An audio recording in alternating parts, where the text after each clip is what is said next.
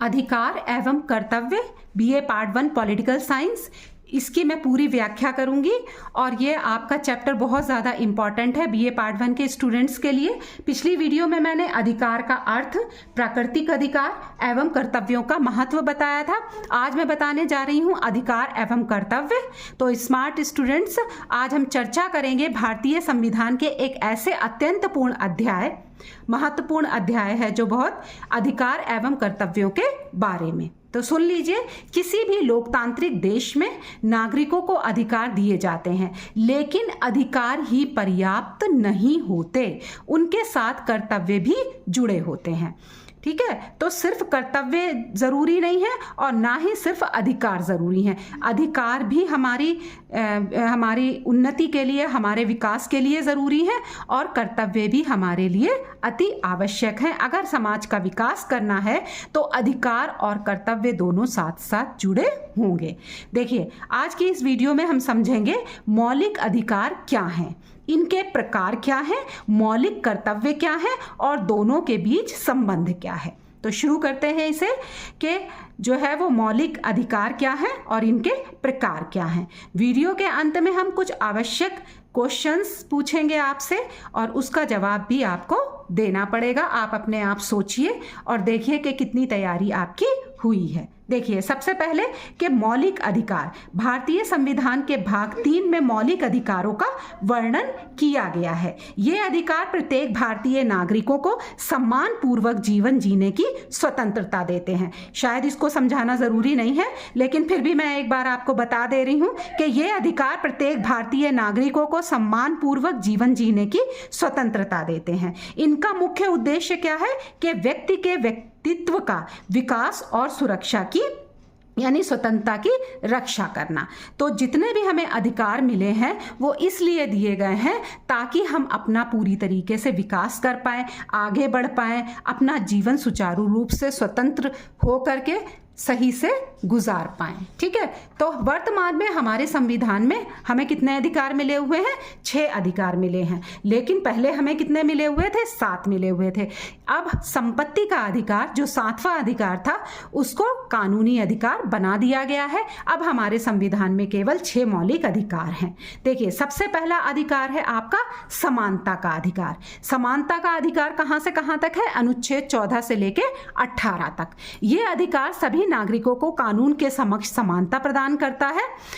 इस अधिकार के तहत सभी नागरिक कानून के समक्ष समान हैं। कोई भी व्यक्ति धर्म, जाति, लिंग या जन्म स्थान के आधार पर भेदभाव का शिकार नहीं हो सकता, यानी कि कानून की दृष्टि में सभी लोग समान हैं। अनुच्छेद 17 में अस्पष्टता का उन्मूलन किया गया है, यानी कि किसी भी तरह का कोई भी भेदभाव अगर किया जाता है तो ये माना जाएगा कि उसके अधिकारों का हनन किया जा रहा है। और अनुच्छेद 17 में अस्पष्टता का उन्मूलन किया गया है और कहा गया है कि कोई भी जो है वो अलग नहीं है, कोई भी विभाजित नहीं है, सब एक बराबर है, सभी समान है। दूसरा अधिकार है स्वतंत्रता का अधिकार, अनुच्छेद 19 से 22 तक। ये सबसे महत्वपूर्ण अधिकारों में से एक है।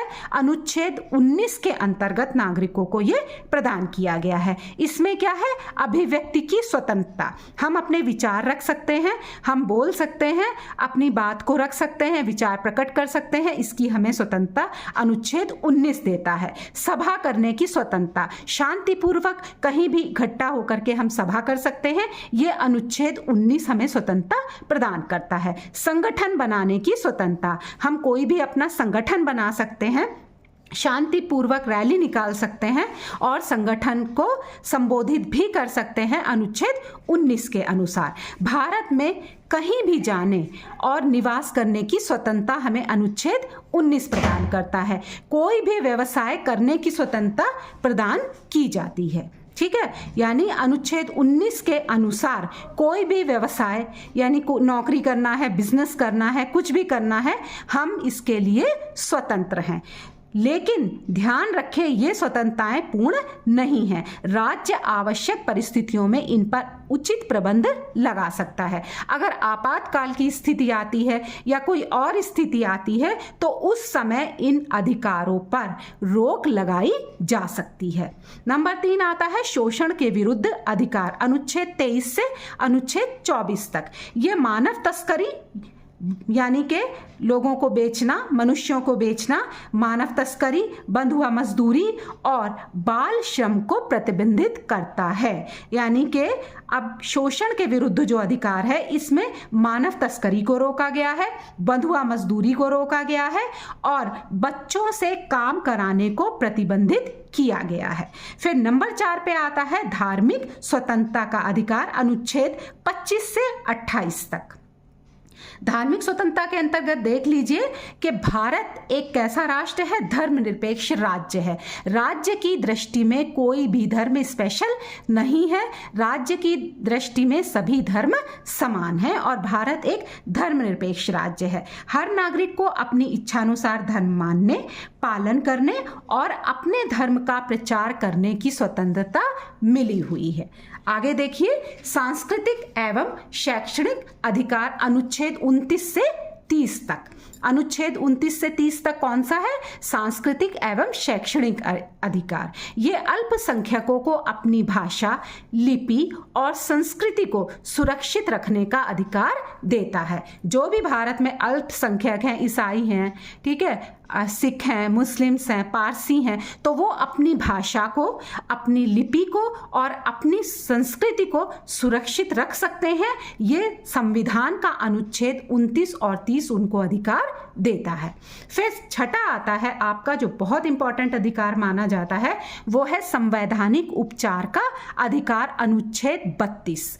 और ये अनुच्छेद 32 एक प्रकार का जो है वो एक लिखित दस्तावेज है जो ऊपर के जितने भी अधिकार हैं उनको सुरक्षित रखता है। देखिए इसमें क्या है कि यदि किसी के मौलिक अधिकारों का उल्लंघन होता है तो वो सीधे उच्चतम न्यायालय जा सकता है।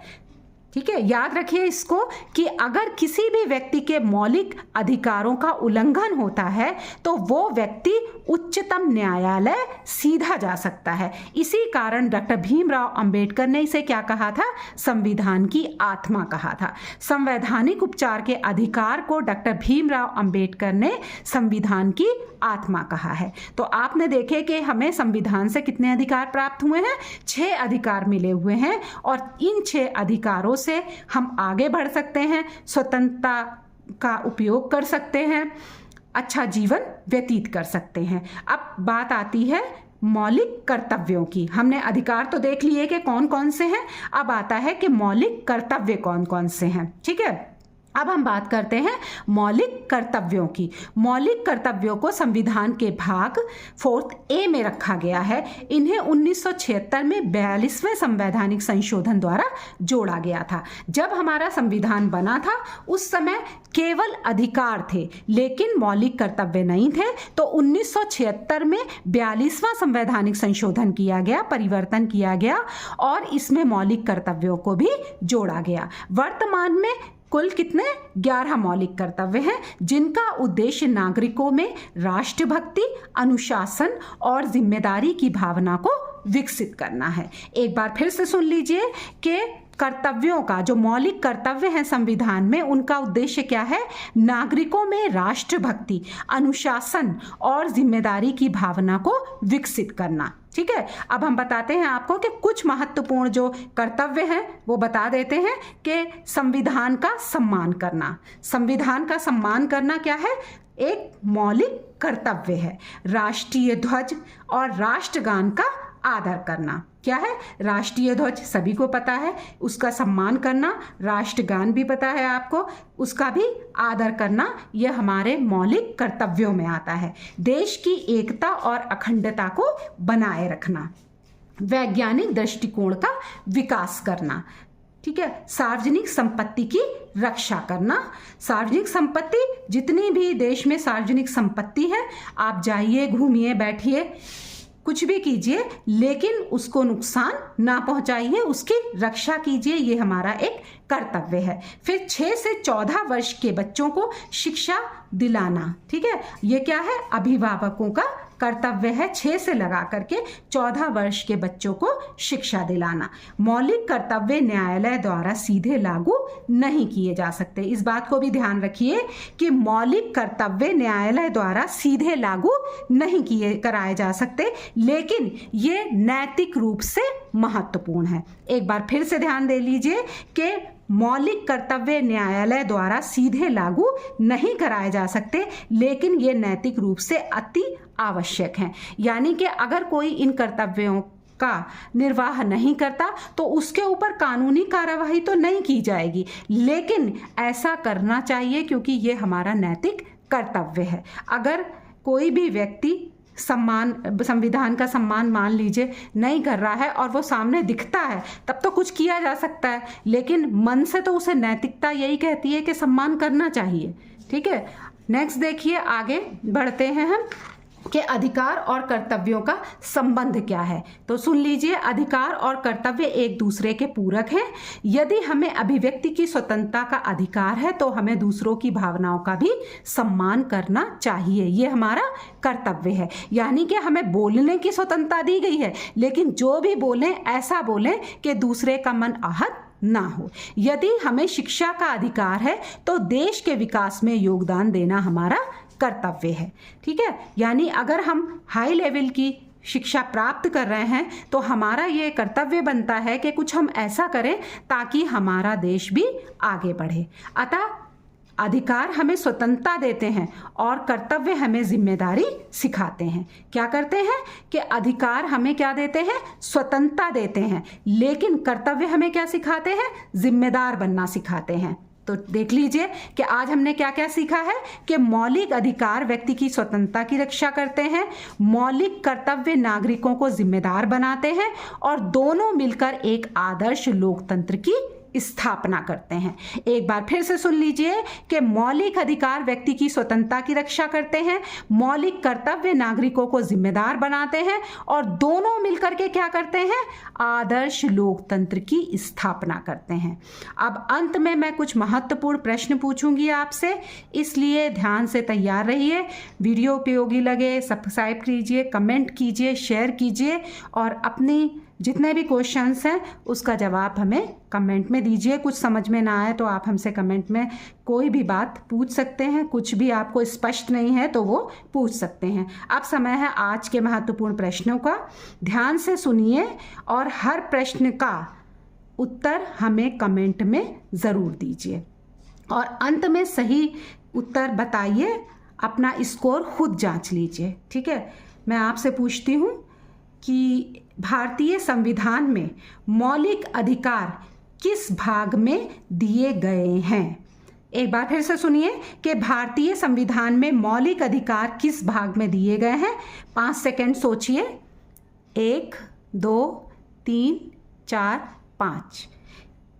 इसका सही जवाब है भाग 3 में। ठीक है, दूसरा देखिए कि मौलिक कर्तव्य किस वर्ष जोड़े गए।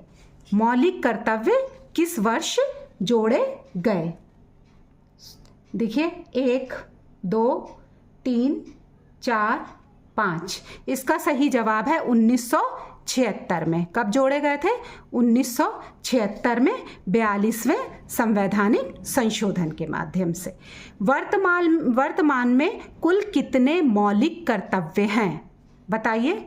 वर्तमान में कुल कितने मौलिक कर्तव्य हैं, 1 2 3 4 5।